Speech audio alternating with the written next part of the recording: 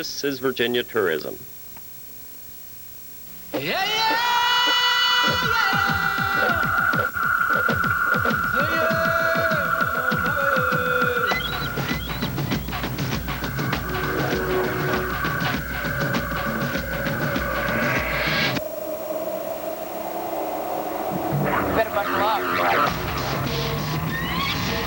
BMW, the ultimate freedom machine.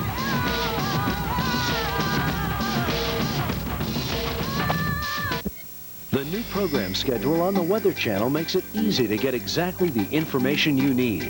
WeatherScope on the hour and half hour. Your local forecast on the 8s of every hour. TravelWise at 10 and 40 past. The Weekly Planner at 20 past. The Weekend Outlook at 15 and 45 past. And a storm update at 50 past. It's easy to use. The new program schedule on the Weather Channel. In the next half hour, WeatherScope gives you a comprehensive national forecast. At 10 after, TravelWise focuses on today's trouble spots. Next, your Weekend Outlook and the 5-day planner. Right now, your local forecast.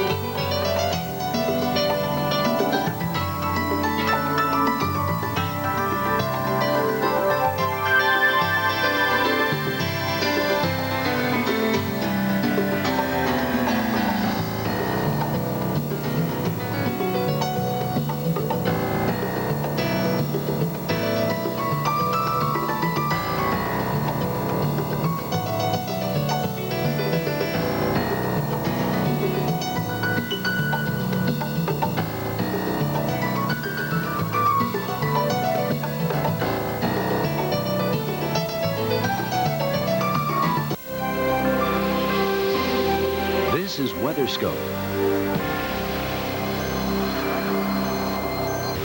Well, the calendar says April, but you wouldn't believe it by looking outside or stepping outside. It feels more like February. Good morning. I'm Mark Mancuso. And good morning. I'm Cheryl Lemke. And that weather today includes more like bitterly cold air cutting across the country and a new winter-like storm that's developing across the west. Let's see how the weather's shaping up this morning, and as we take a look at the latest satellite imagery, you can see some of the various components of this new winter-like storm that's brewing for the west. First of all, we see kind of a twisting motion in the clouds across the western part of the country, and that's indicative of our upper-level low that's, again, cutting a path right through the Great Basin and Intermountain West. At the same time, some extremely cold air for April continues to sweep in across the central part of the country. And then in the lowest levels of the atmosphere near the surface, we have a southeasterly flow that continues to transport in some moisture from the Gulf of Mexico. So with the moisture, the cold air, and the energy with our next storm system sweeping through the west, that spells troubles. We're going to be seeing a big winter storm again unfolding for the west, and there is that possibility for some very heavy snowfall, especially up in the mountains. The Wasatch and the Colorado Rockies could really get nailed today by 1 to maybe 2 feet of snowfall before it's all over and done with. Right now, the snowflakes have been flying around Blue Canyon in California and across the Sierra Nevada. We've had some snow, too, for Fallon, Nevada. More snows for the Wasatch, and again spreading out towards Colorado. We've had some snowfall around Fort Carson and Craig, Colorado. Very cold and very wintry. Rain showers too interspersed across this area. And then back into Texas, because we've got this really cold air that continues to plunge all the way down towards the Texas Panhandle. Temperatures have been hovering very close to the freezing mark this morning, and that's helping to support some ice and some snow. There's been some snow for Dalhart and some freezing rain interspersed with some cold rain too right around the Lubbock area. Again, it's what we call a blue norther, a very cold air mass for this time of the year, continuing to plunge all the way down towards the Texas Panhandle. That is a blue norther, and temperatures a far cry from what they should be for this time of the year. So again, with this cold air firmly entrenched, it's definitely going to be very cold for some snowfall, and heaviest snows today, the Wasatch, spreading over towards the San Juan and the Colorado Rockies today, so be really careful. You might need the snow chains on today because, again, we're talking about several inches worth of snowfall. I-70 and higher passes of I-80 will be impacted by a lot of snowfall today, so take it slow and easy. Let's check out the weather elsewhere around the country. Here's Mark. All right, thanks a lot, Cheryl. And before that western storm moves eastward, cold temperatures making it feel like winter isn't over yet, right? Well, it's going to be one of those days to bundle up in Beantown. And the Northeast is experiencing temperatures in the 20s and 30s. Boston yesterday made it about 50, but the wind's about 40 miles an hour. Made it feel a lot colder, and look for a repeat performance today with gusty winds and low temperatures and highs only in the 30s to near 40 today. And it's hard to tell which is worse for the people of the Midwest.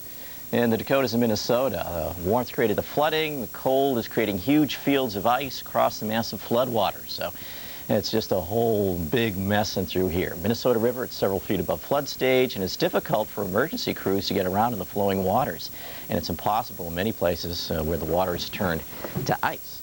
And as we take a look at the satellite picture here from the upper Midwest, satellite radar composite, well, you can see that we do have some snow showers coming off the lakes here, as we have very cold air coming down across the lakes, some snow showers and some snow squalls. Those of you in Cleveland this morning are experiencing a little bit of snow. There'll be some minor accumulations, but don't look for any major problems for travelers. As we take a look at the Midwest, there it is, cold high pressure sitting right over the Dakotas beneath that high. Temperatures are in the single digits. Yesterday, many record low temperatures coming on in, and again today, we're looking at record low temperatures. We'll give you an update on that on our spring weather update. Breezes make it feel a little bit chillier. In Indianapolis, it feels like 8, ditto that for Cleveland. And as we head our way west, it feels like 10 below in Bismarck. In the Northeast, well, the secondary